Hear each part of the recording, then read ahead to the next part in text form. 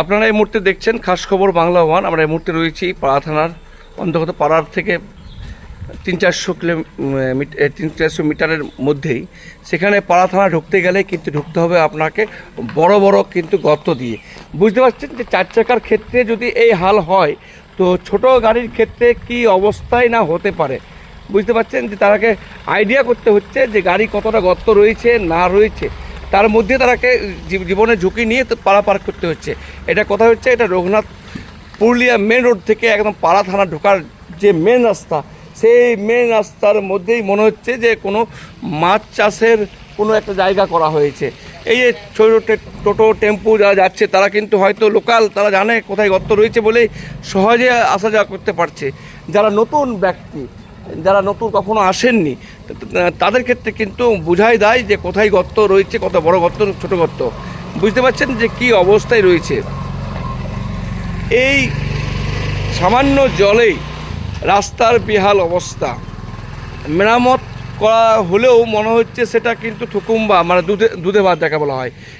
পাশে রয়েছে ডাস্ট, পাশে রয়েছে পাথর, কিন্তু তার মধ্যেও অল্প স্বল্প নয়, অনেকটা এলাকা জুড়েই কিন্তু রাস্তা বেহাল অবস্থায় রয়েছে।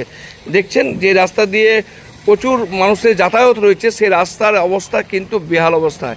মানে এক কথায় আপনি গাড়ির চাকা ধুয়ে আপনি পাড়া থানা এলাকায় ঢুকতে পারেন, এমনটাই ব্যবস্থা মনে হতে পারে, কিন্তু সেটা কিন্তু আদৌ না। বুঝতে পারছেন? দেখুন এই রোডটার কোনো সমাধান নাই, এরকমই আছে, এইরকমই আছে।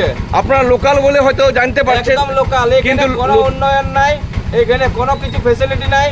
ঠিক আছে, নতুন লোক এলে তো অনেকটা অসুবিধার মধ্যে পড়তে হবে। অনেক অসুবিধা, নতুন লোক এলে রাস্তা বুঝতে পারবে না, ভাবছে রাস্তা খারাপ আছে, গর্ত বেশি আছে, গর্ত বেশি আছে। আমরা লোকাল বডি বলে আমরা চলে যাচ্ছি কোন রকমে, মানে এইভাবে পড়ে আছে, এইভাবেই পড়ে আছে। সরকার কোনো কেবল দিচ্ছে না। তো এই পথ দিয়ে কি কোনো বড় নেতা বা কেউ পার হয় নাকি? এখানে বহুত বড় বড় নেতা আছে, পার হয়, পার হয়। তারা কি উপর হেলিকপ্টারে পার হয় কি? সামনে আপনার বিডিও অফিস আছে, সবকিছুই আছে, সবাই পার হচ্ছে, সবাই পার হচ্ছে, কিন্তু এখানে কোনো উন্নয়ন দেখেও না দেখা, একদম দেখেও না দেখা। কি না আপনার? আমার নাম অমর। কোথায় বাড়ি? আমার পাড়াতে, এলাকায় বাড়ি? এই এলাকায় বাড়ি। ধন্যবাদ দাদা, আমি আপনাকে জানি।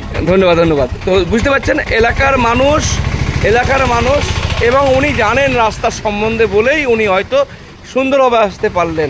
আর এই পথ দিয়েই কিন্তু কিছুটা দূরে গেলেই পাড়া থানা, কিছু দূরে গেলে বিডিও অফিস, বিভিন্ন যারা প্রশাসনিক লেভেলে রয়েছেন তারা কিন্তু এই পথ দিয়েই যাতায়াত করেন।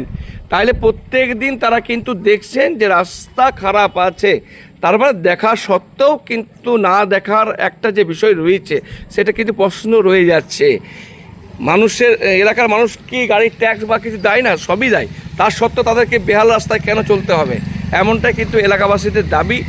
যারা এলাকার লোক ছিলেন, টেম্পু চালক, তিনি কিন্তু নিজেই দাঁড়িয়ে আমাদের বক্তব্য দিলেন যে একদিন নয়, দীর্ঘদিন ধরে এই রাস্তা কিন্তু বেহাল অবস্থায় রয়েছে।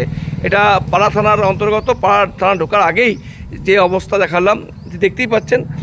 অবশ্যই এই রাস্তা দিয়ে যারা পারাপার করেছেন তারা অবশ্যই কমেন্ট করবেন এই বিষয়ে আপনাদের মতামত কি বলবেন। এই পথ দিয়ে কি প্রশাসনের লোক কি পারাপার হয় না, প্রশ্ন রয়ে যাচ্ছে।